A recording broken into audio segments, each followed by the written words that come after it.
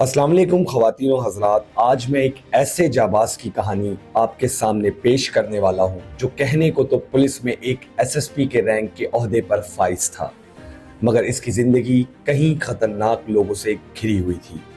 آپ لوگ جب جب لیاری گینگ وار آپریشن کو یاد کریں گے، جب جب یہ ستارہ آپ کی آنکھوں میں چمکتا رہے گا۔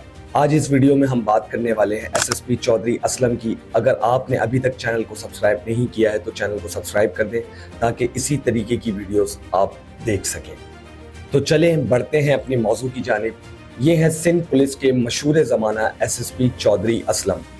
چودھری اسلم 1963 یعنی 1963 میں ضلع مانسیرہ میں پیدا ہوئے۔ ان کا تعلق تنولی قوم سے تھا۔ انہوں نے اپنی ابتدائی تعلیم اپنے گاؤں مانسیرہ سے حاصل کی۔ اس کے بعد انہوں نے کراچی کو اپنا مسکن بنایا اور کراچی سے گریجویٹ کی ڈگری حاصل کی۔ اس کے بعد یہ سندھ پولیس میں بطور ASI 1984 میں بھرتی ہوئے۔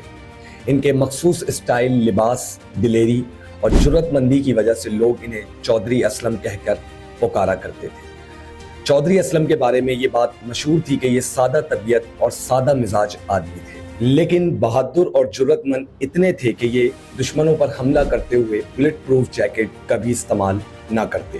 کراچی کے بڑے بڑے دہشت گردوں اور گینگسٹر کے خلاف حملہ کرتے ہوئے یہ ہمیشہ فرنٹ لائن پر جنگ لڑتے۔ ان کا کہنا تھا کہ بلٹ پروف جیکٹ کبھی بھی موت سے نہیں بچا سکتی، جب موت آئے تو یہ سینے پہ گولی کھا کر جام شہادت نوش کروں گا۔ چودھری اسلم کو اصل شہرت تب ملی تھی جب انہیں پولیس کی طرف سے لیاری ٹاسک فورس کا سربراہ بنایا گیا۔ کراچی کا بدنام زمانہ علاقہ لیاری جب آگ میں جل رہا تھا تو چودھری اسلم ان چند لوگوں میں شمار تھے جنہوں نے لیاری کے بڑے بڑے بدماشوں اور دہشت گردوں کو نکیل ڈالنے کے ساتھ ساتھ ان کا خاتمہ بھی کیا تھا۔ ان کارروائیوں اور حملوں کی وجہ سے چودھری اسلم کی فیملی بھی اکثر پریشان رہتی تھی۔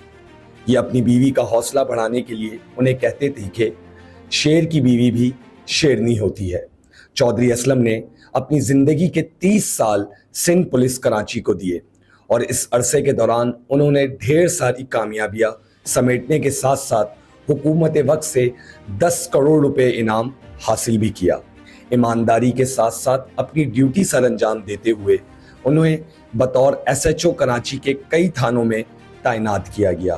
1998 میں انہیں DSP کے عہدے پر فائز کیا گیا اور انہوں نے اتنی کامیابیاں حاصل کی کہ سن 2005 میں چودھری اسلم کو SP پولیس کا عہدہ سونپ دیا گیا۔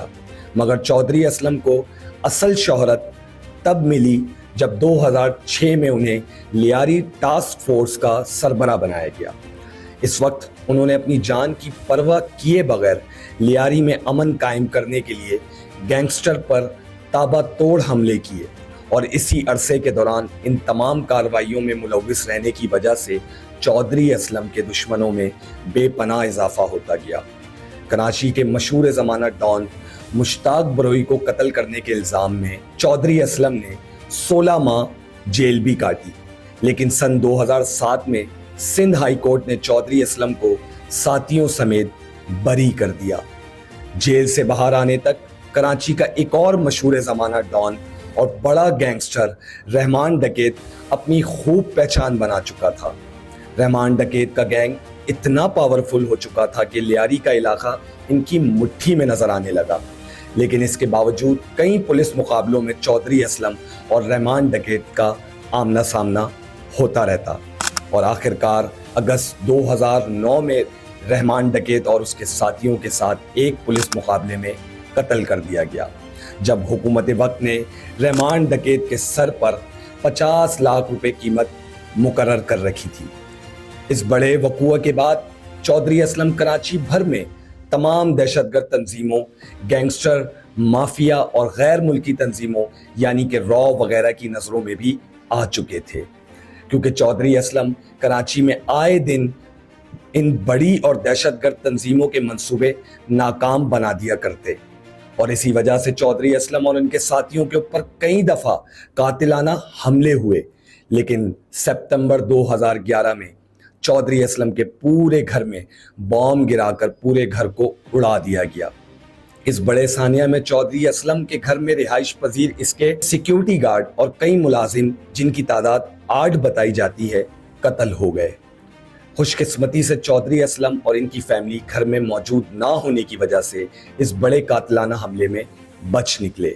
اس حملے کی جب تحقیقات کروائی گئی تو بعد میں پتہ یہ چلا کہ چودھری اسلم کا ایک گن مین جو 7 سال سے ان کے ساتھ تھا وہ ایک دہشت گرد تنظیم سے مل چکا تھا، جس کی وجہ سے یہ حملہ کروایا گیا۔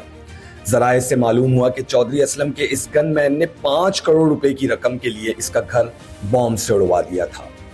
آپ اسی بات سے چودھری اسلم کی سندھ پولیس میں اہمیت کا اندازہ لگا سکتے ہیں۔ جب یہ حملہ چودھری اسلم کے گھر میں کیا گیا ان وقتوں میں پیپلز پارٹی کی حکومت سندھ میں رائج تھی۔ آصف علی زرداری نے چودھری اسلم کو پیغام بھیجا کہ آپ اپنی فیملی سمیت بیرون ملک جانا چاہتے ہیں تو حکومت آپ کو مکمل سپورٹ فراہم کرے گی، لیکن آپ یہاں پر چودھری اسلم کی بہادری دیکھیں کہ انہوں نے آصف علی زرداری کو کہا کہ وہ نہ ہی ملک چھوڑ کر فرار ہوں گے اور نہ ہی اپنے مشن سے بالکل پیچھے ہٹیں گے۔ مزید چودھری اسلم نے آصف زرداری کو کہا کہ تم بدماشوں اور بڑے بڑے دہشت گردوں میں پیغام پہنچا دیں کہ انہوں نے شیر کے منہ میں ہاتھ ڈالا ہے، بہت جلد انہیں لگ پتہ جائے گا۔ میں ان لوگوں سے ڈر کر ہرگز ان لوگوں کے گھٹنوں میں نہیں بیٹھوں گا، خون کے آخری قطرے تک اپنے فرائض انجام دیتے ہوئے ان دہشت گردوں سے لڑتا رہوں گا۔ چودھری اسلم کی زندگی پر مبنی پاکستان میں ایک فلم بھی بنائی جا چکی ہے۔ چودھری اسلم کی بیوی کے مطابق ایک بار خانہ کعبہ میں موجود چودھری اسلم نے بتا دیا تھا کہ اللہ پاک نے مجھے پاکستانی قوم کے لیے مجاہد بنا کر بھیجا ہے، میں اپنے خون کے آخری قطرے تک دہشت گردی کے خلاف کام کرتا رہوں گا، اور جب میں شہادت نوش کروں گا تو پورا پاکستان مجھ پر فخر کرے گا۔ اور آخرکار پھر کچھ یوں ہوا کہ 9 جنوری 2014 میں کراچی کے مشہور علاقے لیاری ایکسپریس وے پر چودھری اسلم کو ایک خودکش دھماکے میں قتل کر دیا گیا، اور بعد ازاں اس کی ذمہ داری احمد ایجنسی طالبان نے قبول بھی کی تھی۔ حملے سے پہلے چودھری اسلم نے لیاری سمیت کراچی کے مختلف علاقوں کے بڑے بڑے بدماشوں، گینگسٹر اور دہشت گردوں کو ہلاک کیا تھا۔ چودھری اسلم کی وفات پر گورنر سندھ ڈاکٹر عشرت العباد نے حکومت وقت سے شہید چودھری اسلم کے لیے ایس پی کے لیے سول ایوارڈ کی سفارش بھی کی تھی۔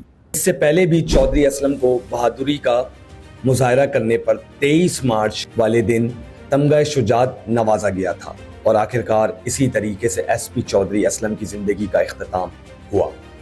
ویڈیو اچھی لگے تو لائک کریں، شیئر کریں، سبسکرائب کریں اور کامنٹ کر کے بتائیں کہ نیکسٹ ویڈیو کس پولیٹیشین پہ ہونی چاہیے۔